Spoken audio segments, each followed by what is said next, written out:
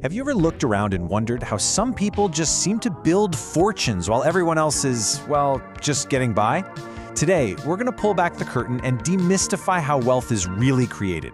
We'll break down the mindsets, the habits, and the strategies that truly separate the wealthy, drawing from some of the sharpest investors and thinkers out there. So, what is the real difference? I mean, is it just luck? Did they stumble into some secret? The answer is, well, it's something a lot deeper. It's a fundamental difference in how they see the world and how they think about value itself. And to get to that answer, we absolutely have to get this one definition straight, because it changes everything. See, most of us chase money, but money isn't the goal. It's just a tool, a way to move value around. The real goal is wealth, the actual stuff we want in our lives.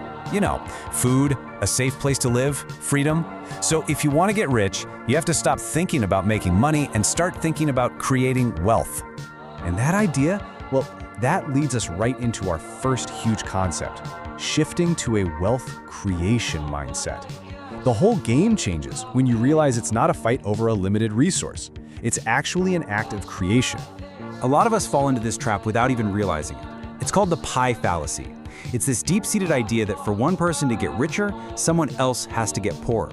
It frames the whole world like a zero-sum game, where we're all just fighting over a few slices of a pie that never gets any bigger. But here's the thing, that's just flat out wrong. As the essayist Paul Graham points out, when you create something people want, whether that's a new app, a better way to build a house, or even just a great meal, you've created new value, new wealth. It didn't exist a minute ago. You didn't take it from anyone, you literally made the whole pie bigger for everyone. Okay, so changing your mindset is the first crucial step.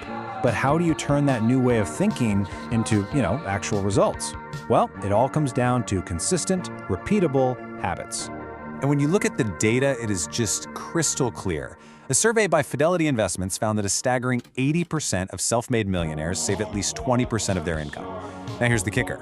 This isn't something they started doing after they got rich. This is the foundational habit that got them there in the first place. It all boils down to priorities. Warren Buffett put it perfectly. Most people spend their money and then try to save whatever's left over.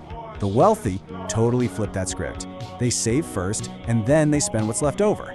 Saving isn't an afterthought. It's the very first bill they pay every single month.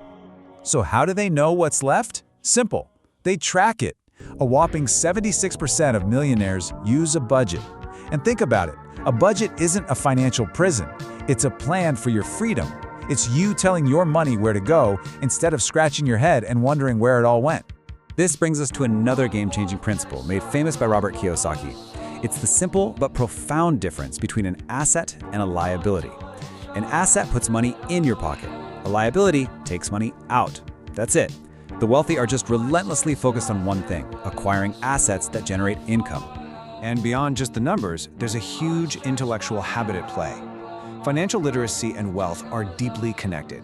This means they're always learning, reading books, finding mentors. They build multiple streams of income, and maybe most importantly, they see failure not as a stop sign, but as tuition they have to pay on the road to success. All right, so you've got the mindset, you've got the habits dialed in. Now for the big question. What do you actually do with the money you're saving? This is where we get into the nuts and bolts of building those assets. And the great thing is, there's no one single magic path here. Whether you're into stocks, real estate, or starting your own business, the goal underneath is always the same. Build or buy things that create value and generate returns for you. The path might be different, but the destination is the same. Let's just zoom in on one of these for a second. Real estate. A key strategy here is to actually think bigger than you think you can afford. This forces you to find better deals. The goal isn't necessarily a home run. It's about finding properties that produce steady, reliable income, and finding a mentor who can show you the deals that everybody else is missing. Okay, this next part. This might be the single most powerful wealth creation concept there is. It's the idea of leverage. Paul Graham calls it the key to compressing a 40-year career's worth of earnings into just a few short years. Now, when you hear leverage, you probably think of debt, but that's not really what we mean here. True leverage is putting yourself in a situation where your work can be measured and your decisions have a massive, outsized impact. It means you have the potential for huge gains, but yeah, it also comes with big risks. This contrast makes it super clear. In a standard career, your performance kind of gets averaged out with everyone else's. It feels safe, sure, but there's no real leverage. The startup path is the polar opposite. Your individual performance is everything. It's super high risk, but it gives you incredible leverage to create wealth on a much faster timeline. And hey, ever wonder why so many startups are tech companies? It's simple. Technology is the ultimate leverage. Think about it. You can code a piece of software one time, and its value can be multiplied by millions or even billions of people who use it. You're not selling your time. You're selling a scalable solution. That's leverage. Phew, okay, that was a lot, I know. We've hit mindset, habits, strategies.